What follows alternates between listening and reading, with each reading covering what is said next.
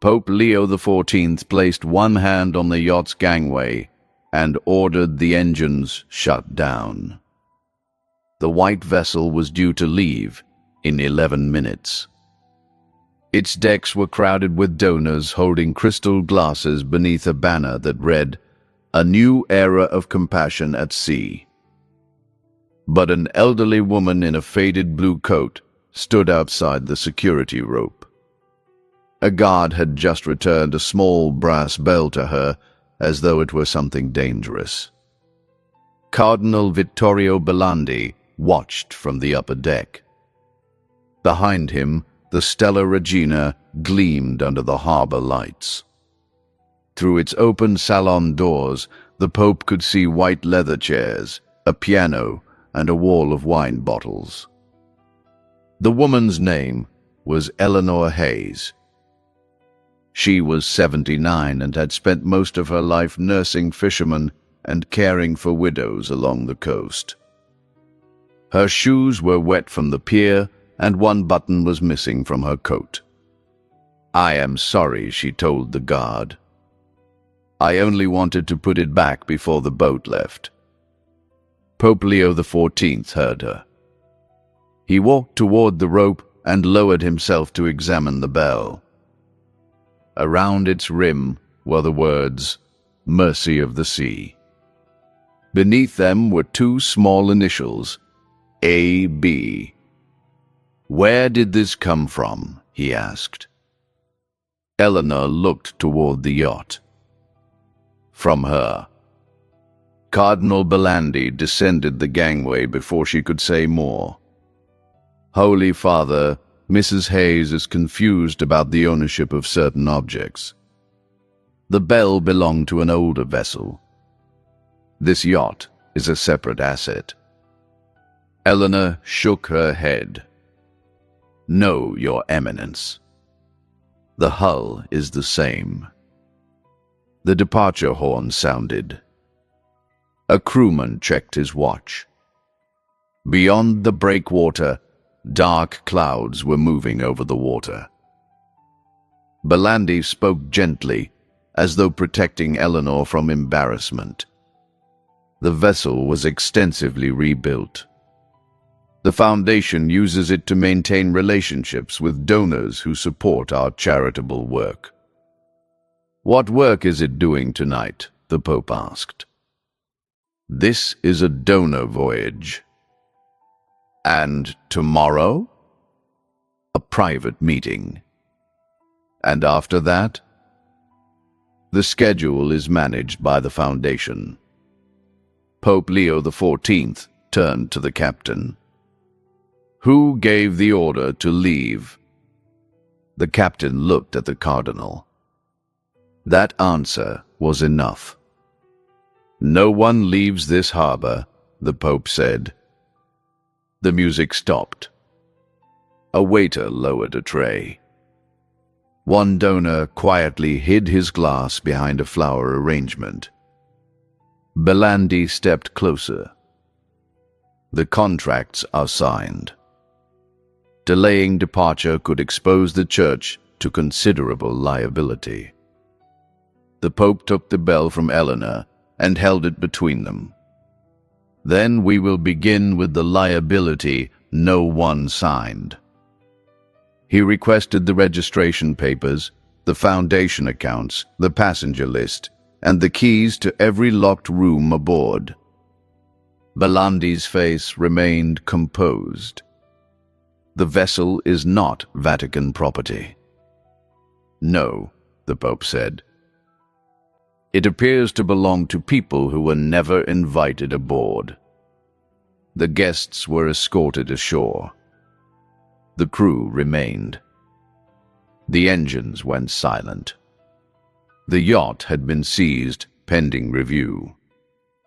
But as Pope Leo XIV stepped onto the gangway, Eleanor caught his sleeve. "If you open the room below the chapel," she whispered, "do not let them remove the wall first." The Pope looked at her. "What is behind it?"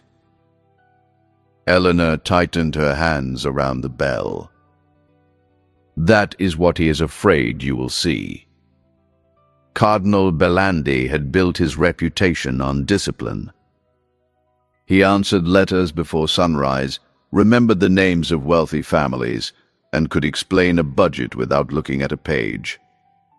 People trusted him because he never appeared surprised. Even as Pope Leo XIV entered the yacht's lower corridor with 2 auditors and the captain, Belandi spoke like a man correcting a misunderstanding. The room beneath the chapel was removed during renovation. There is nothing behind that wall except old plumbing. The chapel was smaller than the wine room upstairs. 4 chairs faced a narrow altar. A gold cross hung above a marble panel. The Pope knocked on the panel. The sound was hollow. Older plans showed what the current plans did not. 6 medical beds, oxygen cabinets, an examination table, and a refrigerator for insulin. The entrance had been sealed during renovation. The space behind it had become storage for wine and luggage. Belandi did not deny it. The equipment was outdated. The space was no longer efficient. What replaced the service? The Pope asked. We support clinics on land. How many? An auditor answered from the files. 2 clinics received grants last year. 9 requests were declined. And how many donor voyages? The captain removed his cap. 14. The silence that followed was not dramatic. It was administrative. Belandi adjusted his cuff. Relationships produce resources.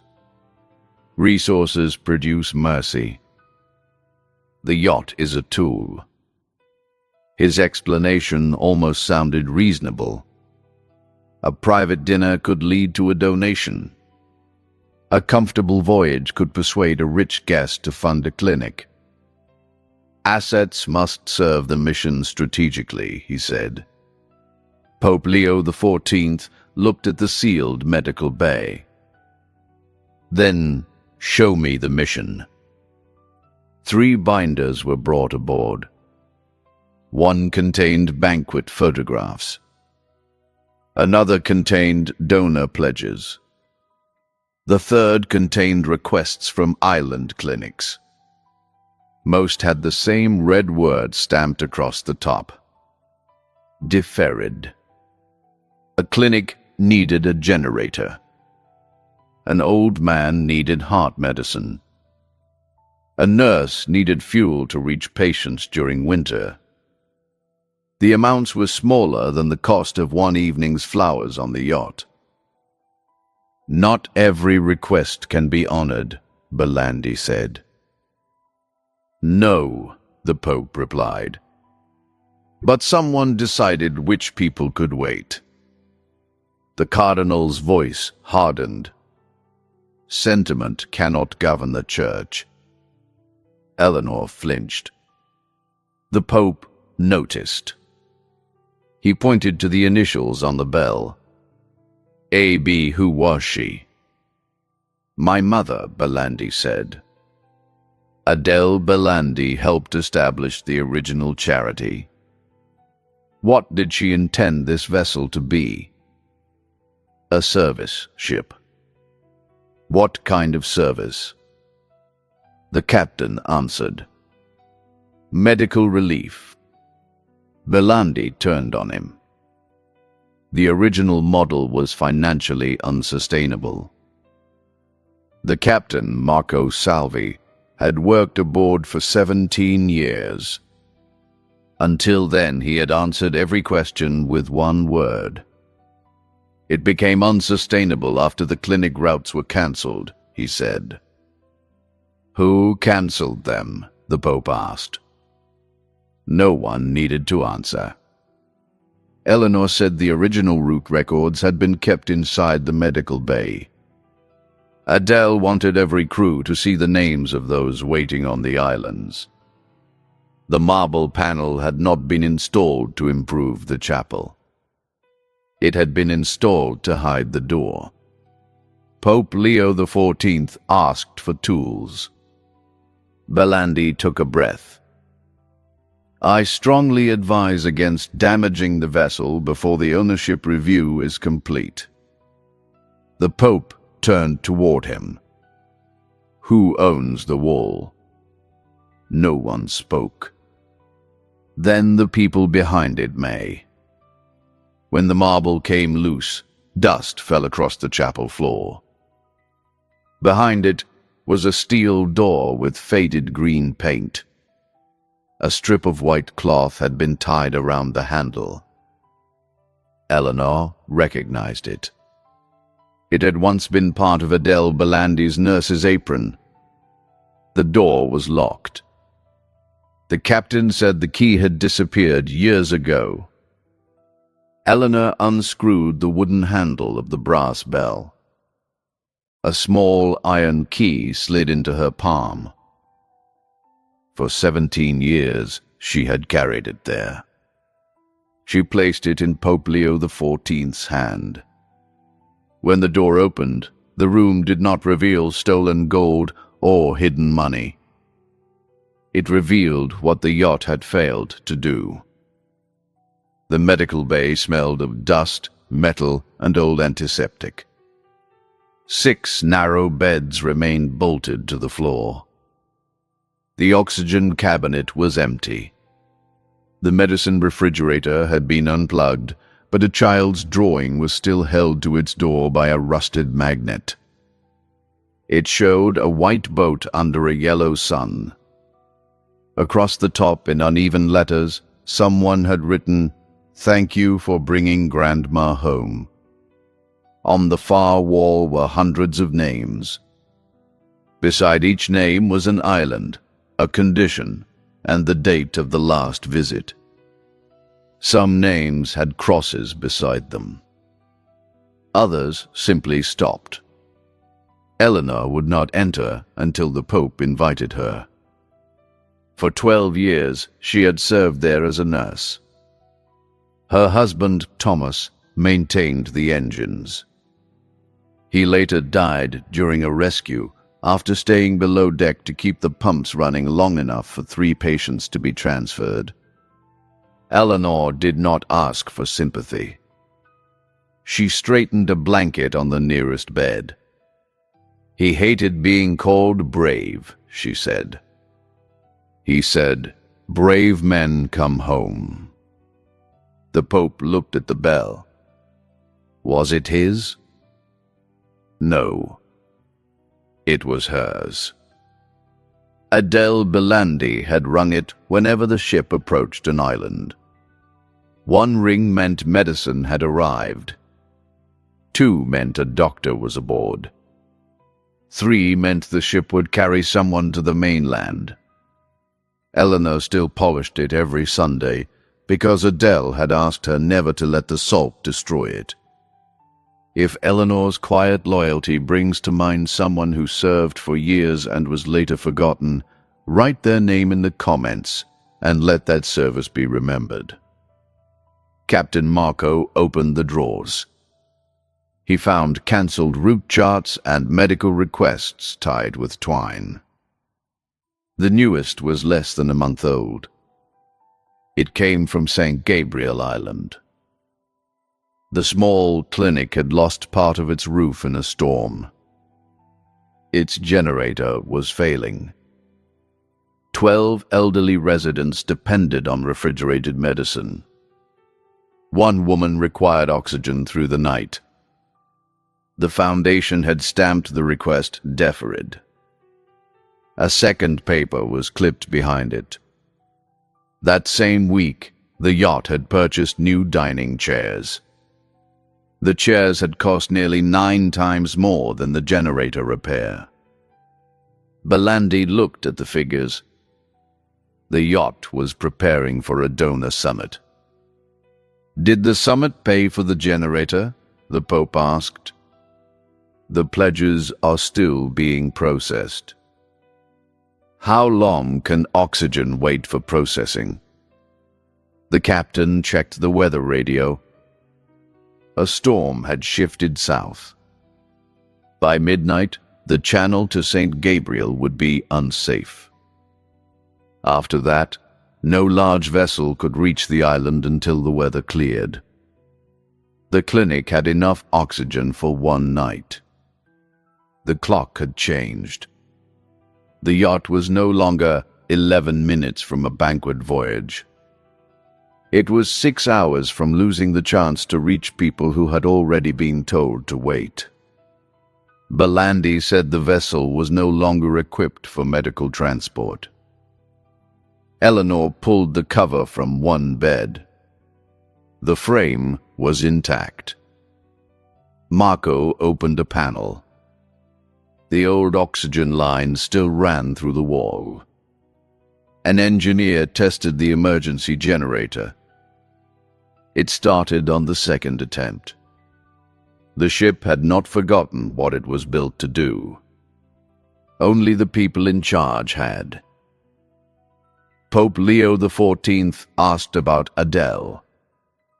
She had been a young widow with a son and a fear of deep water.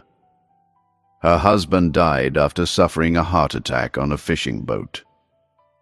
No doctor reached him in time. She spent the rest of her life shortening the distance between illness and mercy. That son was Vittorio Belandi. As a young priest, he sailed beside her. He carried medicine boxes, slept on the floor when every bed was occupied, and once preached on St. Gabriel that no Christian institution had the right to call a person too distant to save. Then the charity grew. The offices became larger. The donors became richer. The vessel became a symbol. Belandi began believing that protecting the symbol was the same as protecting the mission.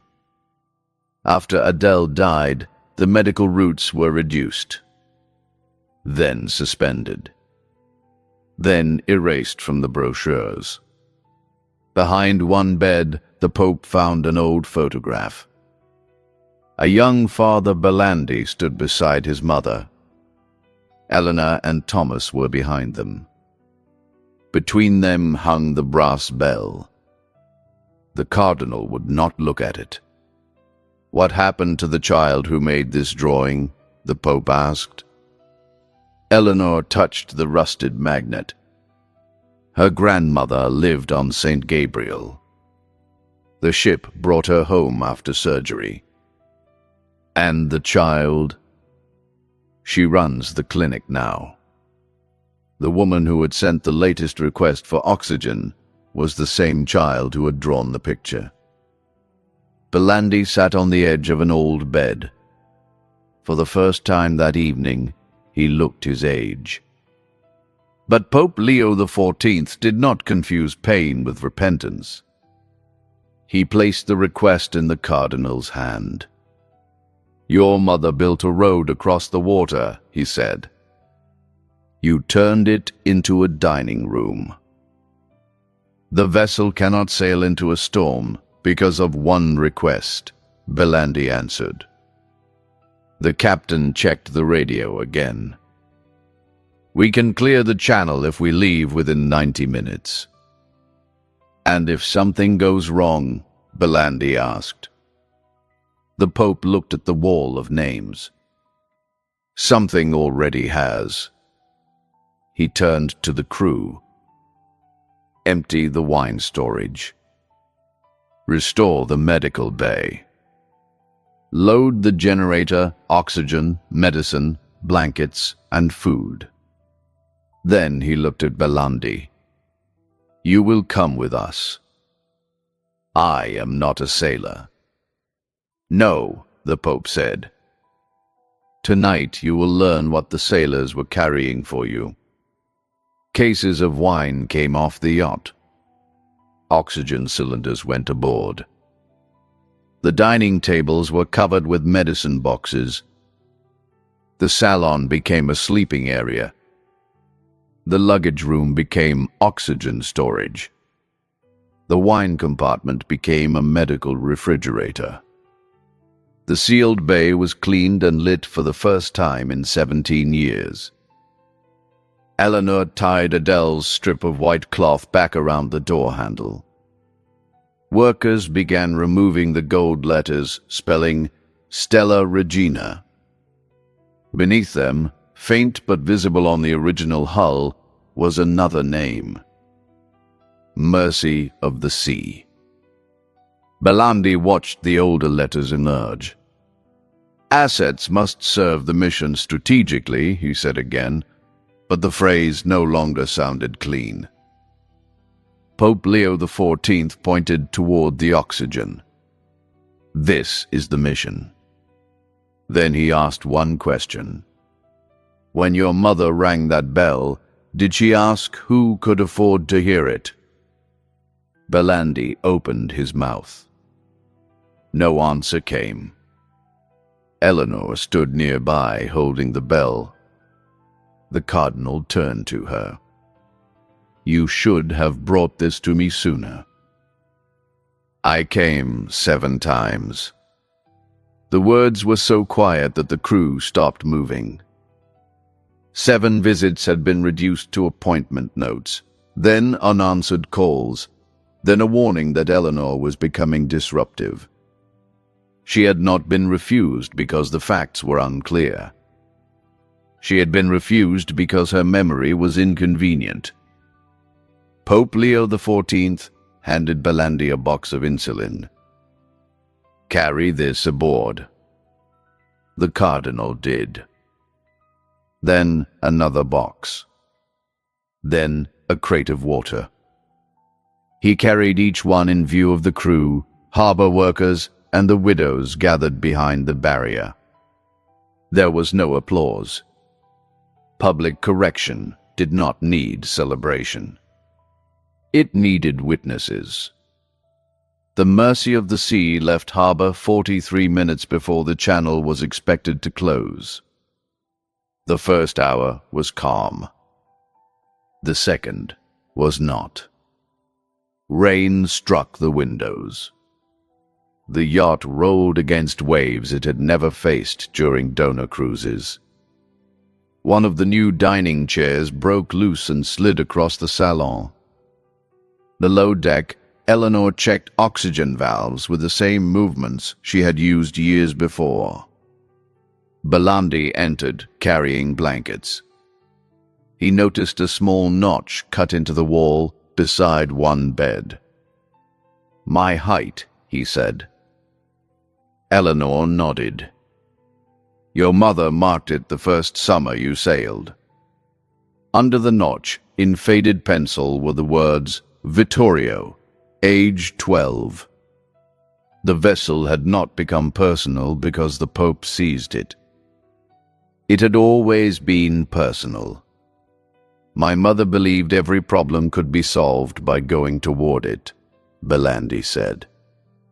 She believed distance was a decision, Eleanor replied. Near midnight, the island lights vanished behind rain. Then one weak yellow light returned. The clinic.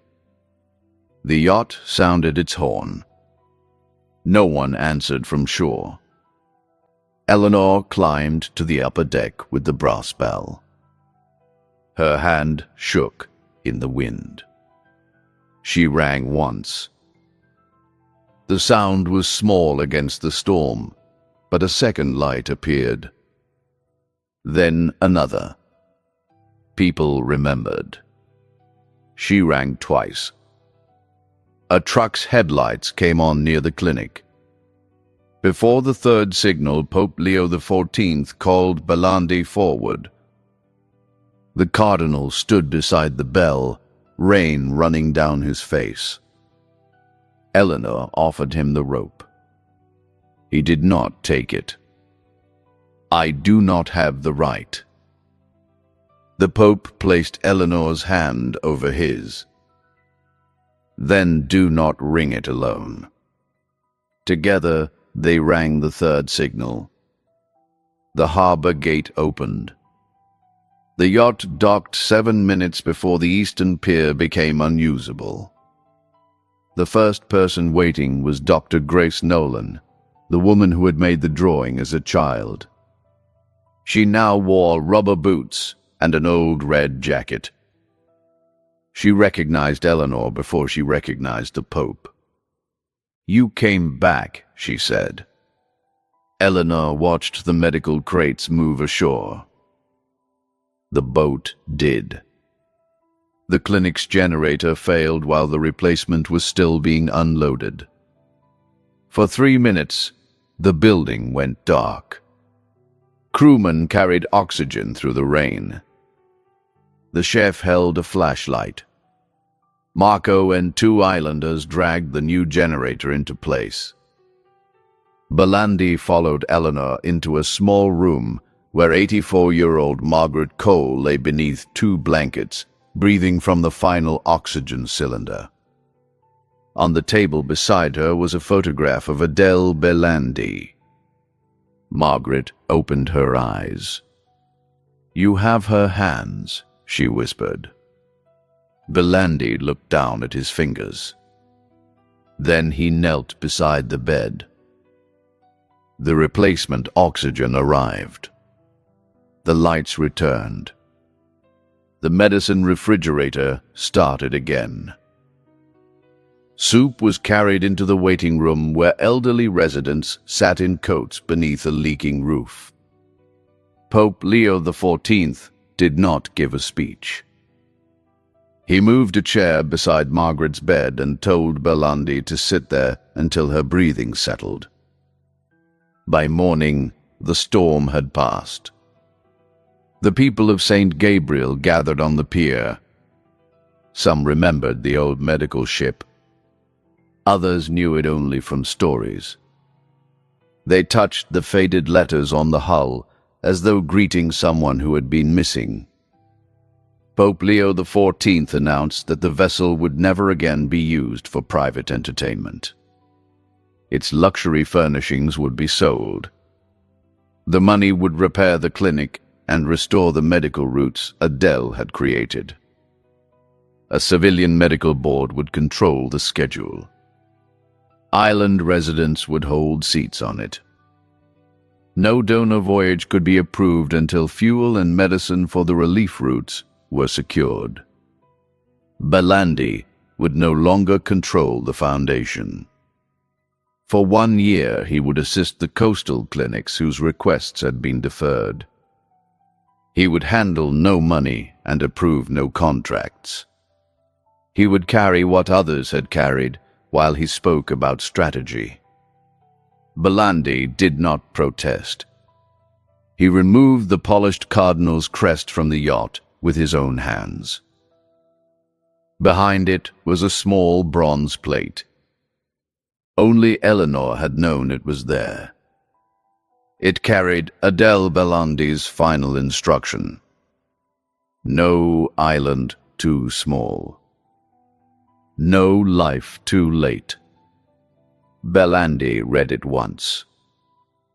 Then he sat on a supply crate and covered his face. Eleanor allowed him to feel the distance between the boy marked on the medical wall and the man who had sealed it shut. Only then did she place the brass bell beside him. "Your mother did not ask you to be ashamed forever," she said. "She asked you to come back." 6 months later, the Mercy of the Sea approached St. Gabriel beneath a clear morning sky. The wine racks were gone. The medical bay was open. A red cross had been painted beside the old name. Eleanor stood at the bow in the same blue coat, now with 2 matching buttons. Beside her, Cardinal Belandi carried a case of medicine. He no longer waited for cameras before lifting it. As the island appeared, Eleanor handed him the brass bell. This time he did not say he lacked the right. He placed one hand over hers.